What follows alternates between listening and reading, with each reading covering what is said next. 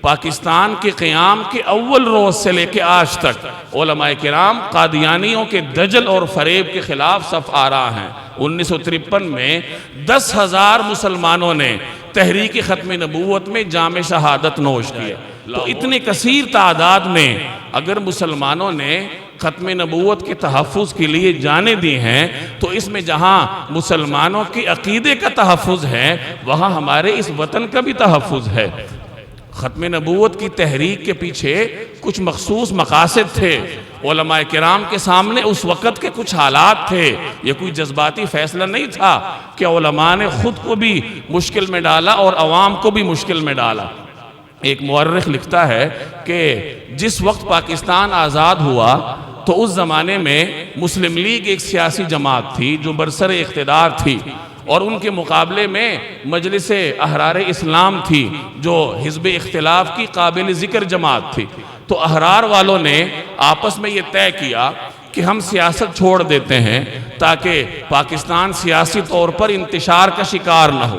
سیاسی میدان میں مسلم لیگ تنہا ہو اور وہ سیاسی صورتحال کو کنٹرول کرے، ہم دینی اصلاحی اور تبلیغی محاذ پر خدمات سر انجام دیں گے۔ تو مجلس احرار نے 1949 میں یہ فیصلہ کیا کہ ہم سیاست سے کنارہ کشی اختیار کرتے ہیں۔ ان کے اس فیصلے کا اس زمانے کا جو مرزا احمدیہ جماعت کا سربراہ تھا مرزا بشیر الدین محمود، اس نے اس کا فائدہ اٹھایا کہ ہم کسی طریقے سے پاکستان کے اقتدار پہ قبضہ کرتے ہیں، اور مرزا بشیر اس سے پہلے علل اعلان یہ کہہ چکا تھا کہ بلوچستان کو ہم قادیانی صوبہ بنائیں گے،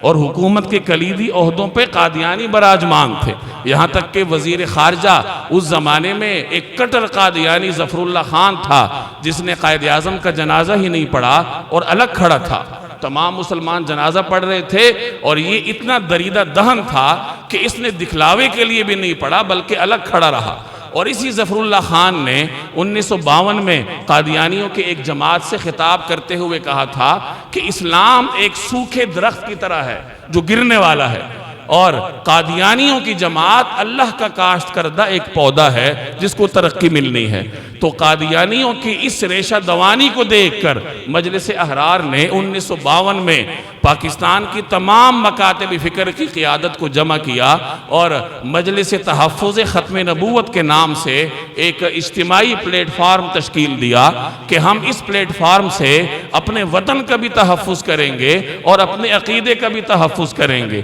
چنانچہ انہوں نے اس وقت کے وزیر اعظم خواجہ ناظم الدین کے سامنے 3 مطالبے رکھے کہ قادیانیوں کو اقلیت قرار دیا جائے اور مرزا ظفر اللہ خان کو برطرف کیا جائے، اور جتنے قادیانی پاکستان میں کلیدی عہدوں پر ہیں انہیں برطرف کیا جائے۔ یہ 3 مطالبات رکھے اور 1 مہینے کا وقت دیا کہ 1 مہینے کے اندر ہمارے ان مطالبات کو تسلیم کیا جائے۔ لیکن حکومت نے مطالبات کیا تسلیم کرنے تھے، انہوں نے